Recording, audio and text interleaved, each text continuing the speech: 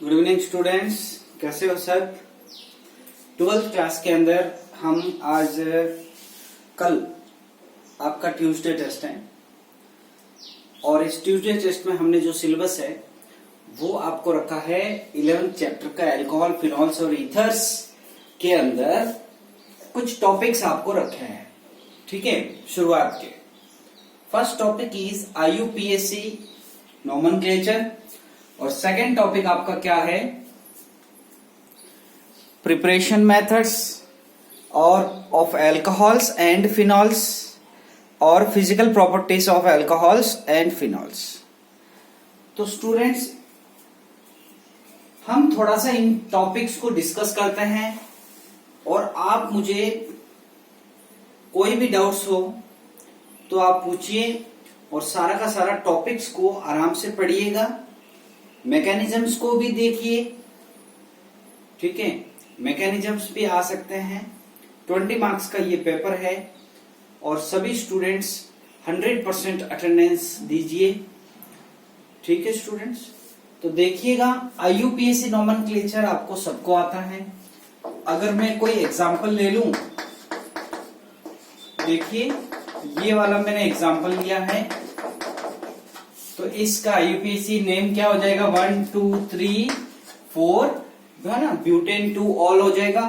तो इस तरीके से IUPAC है, ये आपको आ सकता है। अगर मैं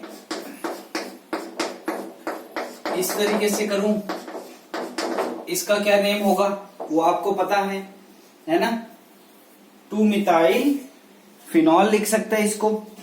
तो ऐसे नोमेनक्लेचर जो है वो आपको देखना है, पढ़ना है स्टूडेंट्स। ठीक है,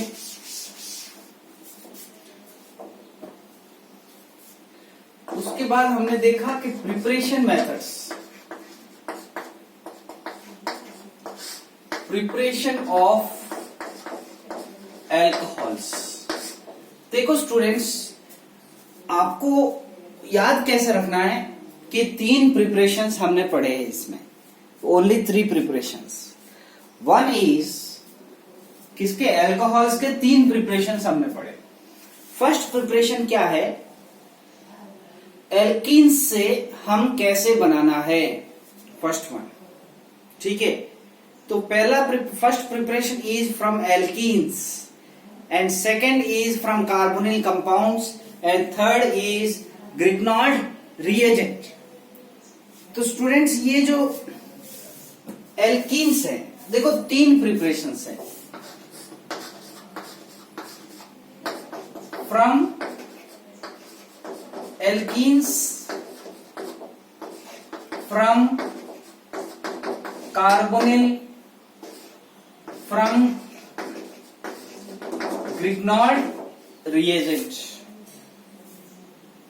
ठीक है, ये तीनों है इसके प्रिपरेशंस।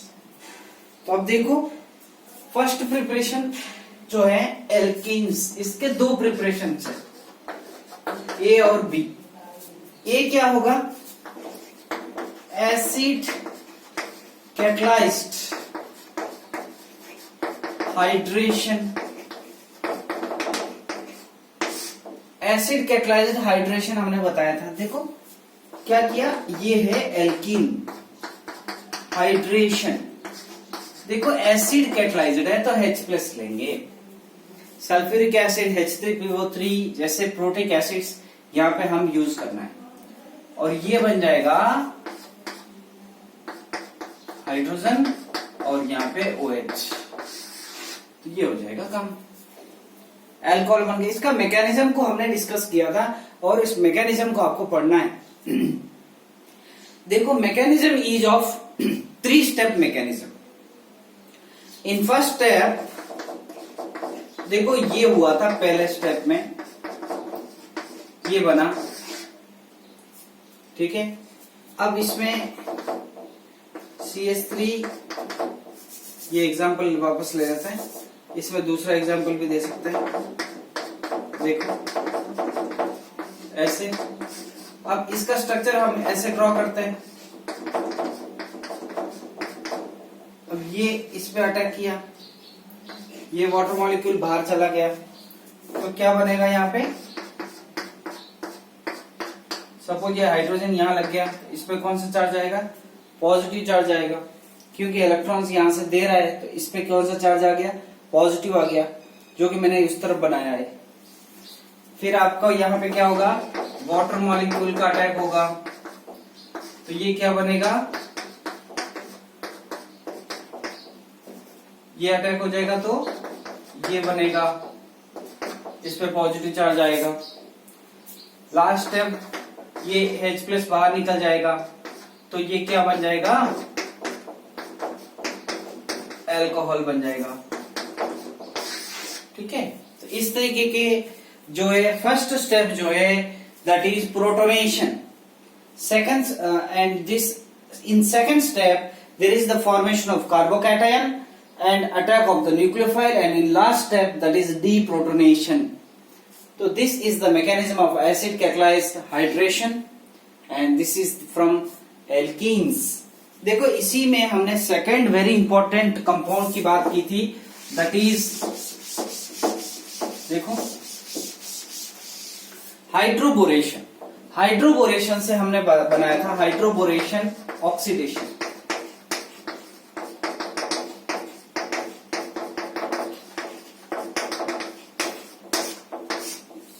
सेकंड है ना एल्किन्स के साथ। देखो स्टूडेंट्स, हाइड्रोबोरेशन जो है बहुत ही इजी है। देखो इस तरीके से हमने ये ड्रॉ किया। अब हमने क्या किया, ये है एल्कीन।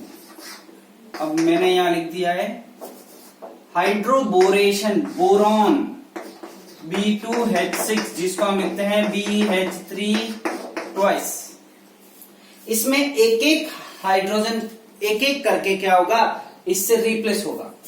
तो एक एक करके जब रिप्लेस होगा तो आपका जो फाइनल है वो इस तरीके से बनेगा।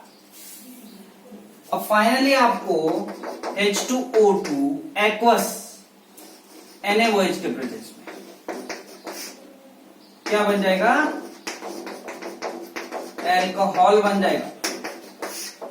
Hydroboration oxidation is anti-Markovnikov of, but इससे पहले जो पढ़ा था ये वाला ए वाला जो एसिड कैटलाइज्ड हाइड्रेशन है दैट इज मार्कोनिक ऑफ, रूल को फॉलो करेगा। तो दिस इज इंपॉर्टेंट। और हाइड्रोबोरेशन में आप एक एक करके रिप्लेस करना है, फिर ये बनाना है, फिर ये बनाना है। तो ये हो गए एल्कीन्स।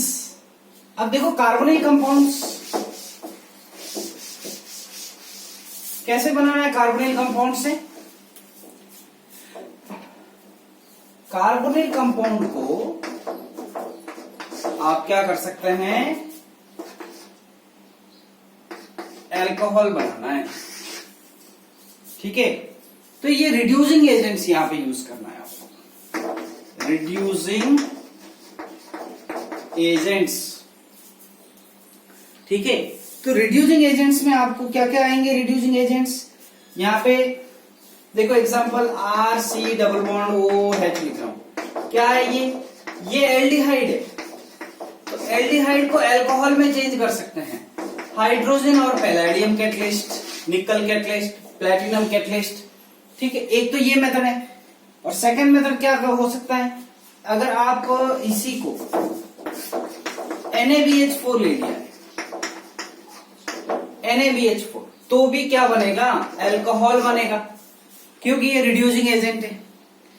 इसके बाद आप लिथियम देखो, अगर मैं RC डबल बॉन्ड OH ले रहा हूं, कार्बोक्सिलिक एसिड, और नंबर 1 लिथियम एल्यूमिनियम हाइड्राइड ले रहा हूं, और नंबर 2 वाटर लेना है, यहां साथ में लेना है।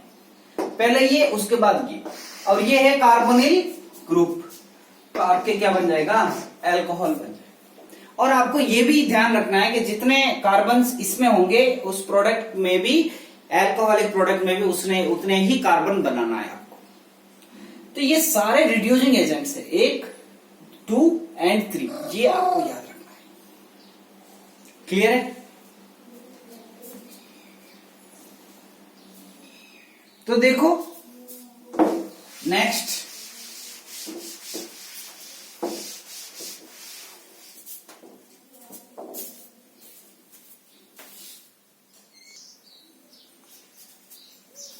देखो फ्रॉम ग्रिग्नॉल रिएजेंट, लास्ट प्रिपरेशन जो है वो ग्रिग्नॉल रिएजेंट के साथ है। RMgX को क्या बोलते हैं, वो ग्रिग्नॉल रिएजेंट बोलते हैं। एक एग्जांपल आपको एक्सप्लेन करता हूं, उससे पता चल जाएगा। देखिए स्टूडेंट्स, हमने जब ये बात की है, जब ये मैंने टॉपिक लिया था, तब ये कहा था कि aldehydes will give 1 degree alcohols and ketones will give 2 degree alcohols. ठीक है, ये आपको याद रखना है। और carboxylic acid will give 1 degree alcohol. अब देखो ग्रिग्नॉल रिएजेंट, ग्रिग्नॉल रिएजेंट में हम बेसिकली जो बात की थी वो तो, अगर ये लेते हो आप फॉर्माल्डिहाइड तो 1 डिग्री अल्कोहल देता है। लेकिन अगर आप 2 कार्बन वाला एल्डिहाइड लेते हो, जैसे कि CH3CHO ले लिया है, तो 2 डिग्री अल्कोहल मिलेगा। और आपने कीटोन ले लिया, कीटोन, तो आपको 3 डिग्री अल्कोहल मिलेगा। तो बात क्लियर है। और रिएक्शन देखो कैसे होता है। देखो ग्रिग्नॉल रिएजेंट में R की जगह कुछ भी लगा सकता है, लेकिन आपको मैकेनिज्म अगर आ गया तो आप आसानी से कर सकते हैं। देखो एग्जाम्पल, मैं एग्जाम्पल ले लूं, CH3 CH2 C double bond O, ऐसे आपको लिखना है। CHO देगा एग्जामिनर, लेकिन आपको CHO लिखना है, उसको C डबल बॉन्ड O लिखना है, प्लस CH3 MgBr, इसकी जगह Cl भी दे सकता है। अब देखो क्या होगा,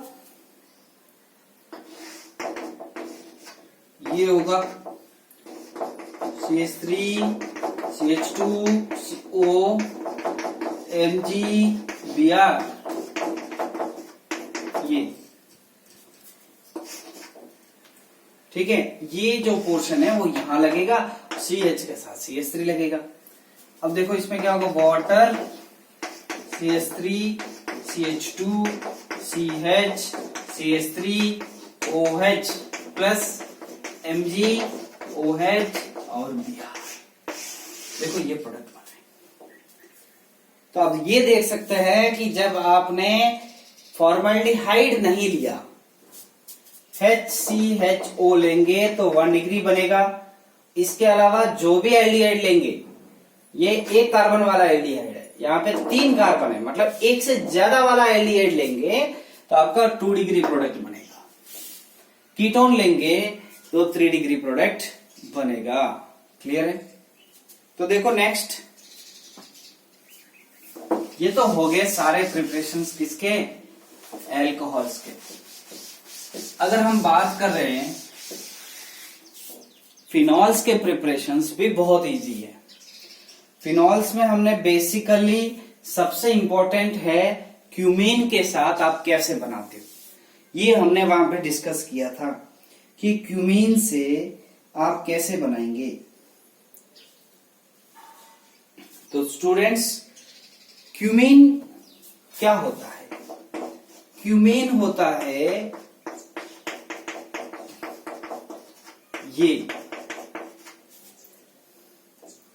ये होता है क्यूमीन, आइसोप्रोपाइल, बेंजीन आइसोप्रोपाइल, ये आइसोप्रोपाइल होता है। जब ऑक्सीजन से रिएक्ट करेंगे तो क्यूमीन के अंदर क्या होगा, इसको क्यूमीन भी बोलते हैं, बेंजीन आइसोप्रोपाइल बोल सकते हैं। तो इस कार्बन और हाइड्रोजन के बीच में 2 ऑक्सीजन आ जाएंगे और ये बन जाएगा क्यूमीन हाइड्रोपेरोक्साइड। अब हम इसको आगे बढ़ाते हैं, H+ और वाटर से रिएक्ट करना है तो आपकी ये बन जाएगा फिनॉल प्लस ये बन जाएगा एसीटोन, बन जाएगा बाई प्रोडक्ट। तो ये बात क्लियर है।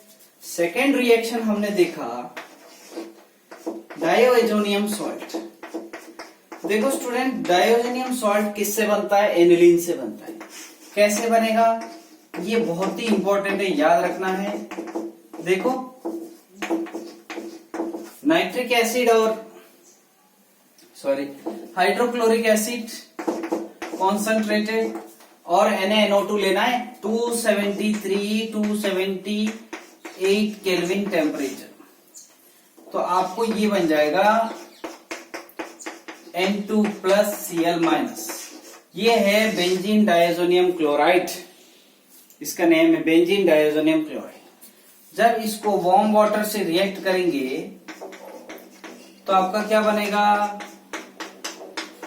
ऊपर OH आ जाएगा प्लस N2 प्लस HCl बनेगा। तो ये भी वेरी इंपॉर्टेंट प्रोसेस है। एग्जामिनर क्या कर सकता है, यहाँ पे A और यहाँ पे B देगा, आपको पूरा करना है। यहाँ पे A देख सकता है, यहाँ पे B देगा, आपको पूरा करना है। क्लियर है बात। नेक्स्ट प्रिपरेशन देखो,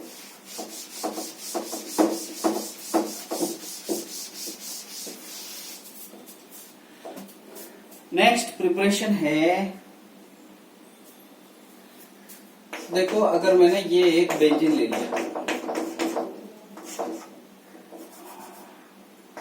चलो क्लोरोबेंजीन मैंने ले लिया, NaOH से रिएक्शन करना है तो क्या प्रोडक्ट बनेगा, ONA बनेगा। क्लोरोबेंजीन को हमने चेंज कर दिया है इसमें, आपका इसमें कंडीशन कितना लेंगे, 623 ATM प्रेशर, सॉरी केल्विन, और 300 और 320 ATM प्रेशर। अब ये बनेगा सोडियम फिनॉक्साइड। देखो इसको रिप्लेस हाइड्रोजन से किससे करना है, H प्लस से करना है। HCl भी ले सकते हो, ठीक है। तो ये क्या बन जाएगा, ये बनेगा फिनॉल बन गया। लास्ट मेथड आप खुद बताइए, लास्ट मेथड मैंने लिख दिया ओलियम। ओलियम क्या होता है, H2S2O7 होता है ओलियम। तो ओलियम करेंगे तो इसमें क्या बनेगा, सल्फोनिल बेंजीन बनेगा SO3H, और इसको H प्लस से रिएक्ट करेंगे, सोडियम हाइड्रोक्साइड। ये क्या बन जाएगा, सोडियम हाइड्रोक्साइड से ONA बनेगा, ठीक है। और उसको रिप्लेस कर दिया H प्लस से, तो सोडियम रिप्लेस हो जाएगा हाइड्रोजन से। तो these are the preparatory methods of phenol. सारा क्लियर है, ठीक है। देखो नेक्स्ट,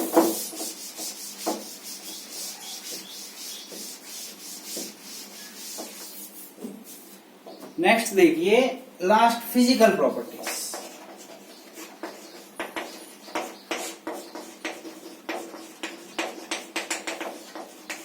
देखो physical properties of alcohols and phenols. मुझे एक चीज बताइए कि alcohols are having high boiling point. This is because alcohols are having van der Waals forces of attraction between them. बात क्लियर है। बॉइलिंग पॉइंट ज्यादा क्यों है, वैन डर वाल अट्रैक्शन है। जितने ज्यादा कार्बन की चेन्स बढ़ेगी उतना ही वैन डर वाल अट्रैक्शन बढ़ेगा और उतना ही बॉइलिंग पॉइंट विल इंक्रीज। ये फिनॉल में भी है और ये इसमें भी है। तो मुझे बताइए, अगर मैं 4 कार्बन चेन वाले लूं और 4 कार्बन ब्रांच वाले लूं, तो ब्रांच वाले में सरफेस एरिया कम है तो वैन डर वाल फोर्सेस भी कम होते हैं। दैट्स वाई ब्रांच में चेन से भी जो बॉइलिंग पॉइंट है वो कम होता है, because of van der Waals forces of attraction कम हो जाते हैं। तो जितना ज्यादा सरफेस एरिया होगा, जितना ज्यादा स्ट्रेट चेन होगा, उसमें सरफेस एरिया उतना ज्यादा होगा। अगर मैं ऐसे लूं, दिस इज एल्कोहल, तो इसमें सरफेस एरिया ज्यादा है, वैन डर वाल फोर्स ऑफ अट्रैक्शन ज्यादा है, तो बॉइलिंग पॉइंट भी ज्यादा होगा। लेकिन मैं इसमें ही क्या कर सकता हूं, ब्रांच लगा दूं तो ब्रांच इंक्रीज होगा, सरफेस एरिया डिक्रीज होगा, van der Waals forces of attraction decrease हो जाएगा। तो इसकी जो बॉइलिंग पॉइंट है वो इससे ज्यादा है, इसकी ज्यादा होगी, इसकी कम होगी। एक पॉइंट तो क्लियर हो गया। अब मुझे बताइए कि हाइड्रोजन सॉरी एल्कोहल्स हो या फिनॉल्स हो, वाटर में सॉल्युबल होता है।